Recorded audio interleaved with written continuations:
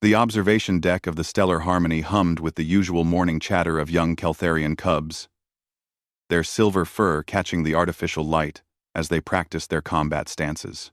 Instructor Vex was midway through demonstrating a defensive maneuver when the door hissed open.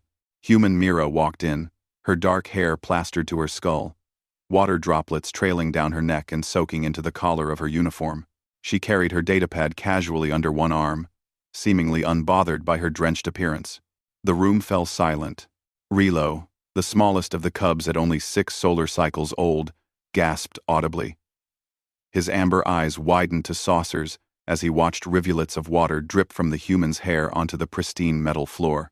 "She fought a water beast," Rilo whispered to his clutchmate, his voice trembling with awe. The whisper spread like plasma fire through the group.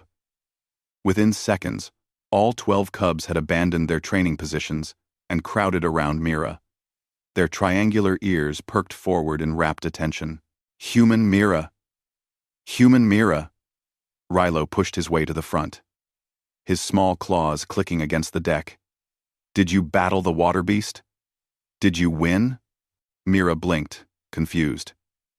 She ran a hand through her wet hair, squeezing out more water. "Water beast? I just took a shower, Relo. The environmental controls in the human quarters are acting up again. The temperature regulator broke, so it was freezing." "Shower?" Rilo's head tilted so far to the side it nearly touched his shoulder. The other cubs murmured amongst themselves, clearly perplexed. Instructor Vex, a battle-scarred Keltharian veteran, approached with cautious interest. "Forgive the interruption, Human Mira, but the cubs are concerned. Kelthar is a desert world. Water in such quantities is rare and sacred. To be soaked like this," he gestured at her dripping form, "one would assume you had faced significant danger." Mira's lips quirked into a smile. "On Earth, we have water everywhere. Oceans cover about 70% of the planet's surface. We wash ourselves with water daily, sometimes multiple times a day." The collective gasp from the cubs was almost comical. "You submerge yourself." "Willingly?" Rilo's voice was barely a squeak. "In water? Every day," Mira confirmed, nodding. "It's called bathing. We use water to clean our bodies, our clothes, our homes. But the suffocation." One of the older cubs interjected, his fur bristling. "The crushing weight.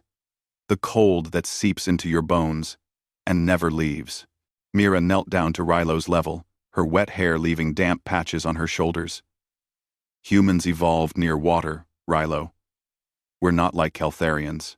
We actually need to drink about 2 liters of water every single day to survive." "2 liters?" Instructor Vex's tail swished in disbelief. That's a week's ration for an adult Keltharian.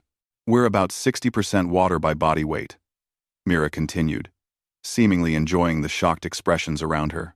"Our planet has so much water that we've built entire civilizations around it. We swim in it for fun. We sail across it in boats. We even have sports that take place entirely in water." Relo sat back on his haunches, his young mind clearly struggling to process this information. "We hold our breath," Mira said simply. "Some humans can hold their breath for over 20 minutes. 20 minutes? The chorus of disbelief echoed through the observation deck. Instructor Vex's scarred face showed something that might have been respect or possibly horror. "Human Mira. On Kelthar, water is the domain of death. The ancient predators of our world lurked in the few oases that existed. To enter water was to invite annihilation. Even now, with our advanced technology, most Keltharians will never voluntarily submerge themselves completely. The psychological trauma is too deeply encoded in our species." Mira stood, wringing out the hem of her shirt. "I understand. Every species has different relationships with their environment. For humans, water is life.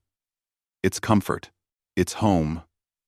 She paused, seeing the cubs still staring at her with mixtures of terror and admiration. "But I can see how it might seem scary to you." Rilo suddenly straightened up, his small chest puffing out.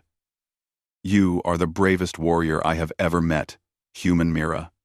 To face the water beast every day and emerge victorious, that is true courage. I didn't fight anything, Rilo. She is humble about her conquests, another cub proclaimed. This is the mark of a true champion. Mira looked helplessly at Instructor Vex, who simply flicked his tail in what might have been amusement. Perhaps it is best not to shatter their admiration, human Mira. The cubs have been learning about the importance of facing one's fears. You have inadvertently provided them with an excellent example, even if the circumstances are slightly misunderstood. Rilo tugged at Mira's wet sleeve. Human Mira, when I grow up, I want to be brave like you. Will you teach me about the water beasts of Earth? Mira sighed, but her smile was genuine. Tell you what, Rilo. How about I teach you about Earth's oceans? I can show you pictures of whales and dolphins, coral reefs, and deep-sea creatures. Real water beasts, well, water animals. They're mostly harmless, but they're incredible. Whales? Rilo's eyes lit up again. Are those the water beasts you battle? No, Rilo. Whales are actually... She caught Instructor Vex's expression and reconsidered. You know what? How about you all finish your training, and then I'll come back this afternoon with some holo projections. I'll show you Earth's relationship with water. Deal? Deal, the cubs shouted in unison, immediately scattering back to their training positions with renewed vigor. As Mira headed toward the door, still dripping, Rilo called out one more time, Human Mira, I will train extra hard today, so that one day I too can face the water beast without fear. Mira paused at the doorway and turned back with a grin. You do that, Rilo. And remember, the scariest beasts are usually just misunderstood. After she left, Instructor Vex watched his students practice with unprecedented enthusiasm. He shook his head slowly, his tail swishing in bemusement. The humans, he muttered to himself, survive in conditions that would kill most species. Call it comfort, and think nothing of it. He glanced at the wet spots on the floor where Mira had stood. Perhaps the cubs are not so wrong.